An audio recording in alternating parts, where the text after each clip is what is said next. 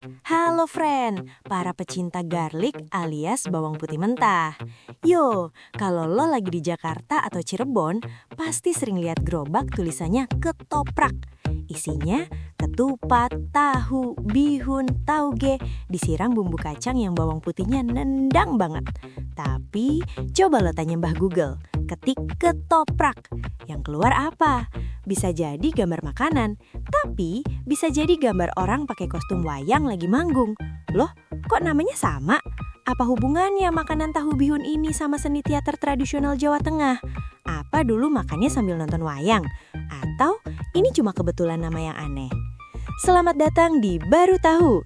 Dan hari ini kita bakal bedah tuntas asal-usul nama ketoprak yang ternyata punya teori konyol tapi masuk akal. Siap-siap, spoiler alert. Nama ini kemungkinan besar lahir dari suara. Entah itu suara singkatan atau suara piring pecah.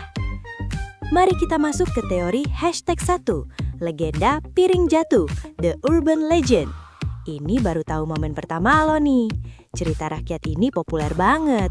Konon, ada seorang penjual makanan, entah di Cirebon atau Jakarta, yang lagi nyoba-nyoba resep baru. Dia punya tahu, dia punya bumbu kacang, dia punya bihun. Dia mau ngasih nama, tapi bingung. Tiba-tiba, prang! Piring yang dia pegang jatuh ke lantai. Bunyinya gimana? Ketuprak atau ketoprak. Si penjual mungkin karena kaget atau iseng langsung mikir, wah suaranya unik, ya udah gue namain makanan ini ketoprak. Kedengeran konyol kan?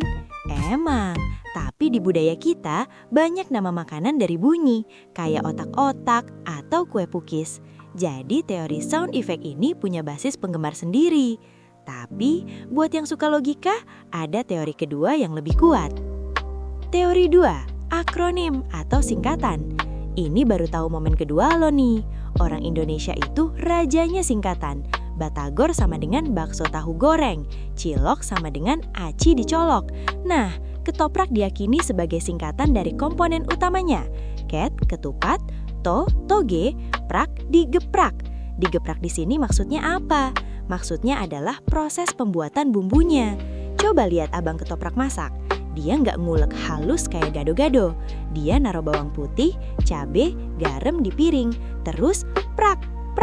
Dia menggeprak atau menekan bumbunya di atas piring langsung, baru dicampur kacang dan air. Bunyi adukan sendok ke piring saat ngancurin bumbu itu juga bunyinya tuk prak. Jadi ket, ketupat, toge, digeprak. Masuk akal kan? Bagian 3, beda sama ketoprak seni. Terus apa hubungannya sama seni ketoprak Jawa Tengah? Jawabannya hampir nggak ada, kecuali kesamaan bunyi.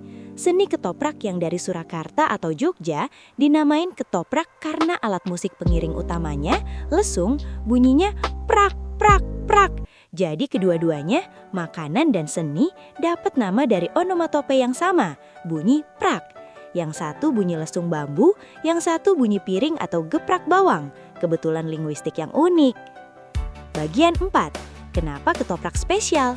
Beda sama gado-gado atau karedok. Ini baru tahu momen keempat lo nih. Perbedaan kuncinya ada di karbo dan aroma. 1, bihun, vermicelli. Ini ciri khas mutlak ketoprak. Gado-gado nggak pakai bihun, karedok nggak pakai bihun. Ketoprak wajib pakai bihun. Ini nambah tekstur yang licin dan halus di mulut. 2, bawang putih mentah. Ini kuncinya. Gado-gado bumbunya sering dimasak atau disangrai dulu. Ketoprak, bawang putih mentah 1 siung langsung digerus di piring. Rasanya tajam, pedas, dan nendang banget. Ini yang bikin nafas lo bau naga abis makan ketoprak, tapi rasanya nagih banget. 3, tidak ada sayur hijau. Perhatiin, gado-gado punya bayam, kangkung, kacang panjang. Ketoprak, sayurnya cuma 1, tauge. Kadang ada timun. Dia bukan salad sayur, dia lebih ke tahu lontong bumbu kacang. Kesimpulannya, jadi ketoprak itu bukan makanan wayang. Namanya lahir dari bunyi prak, entah piring jatuh atau singkatan ketupat toge geprak, dan dia adalah rajanya street food Jakarta atau Cirebon yang berani main bawang putih mentah. Gimana? Lo baru tahu kan?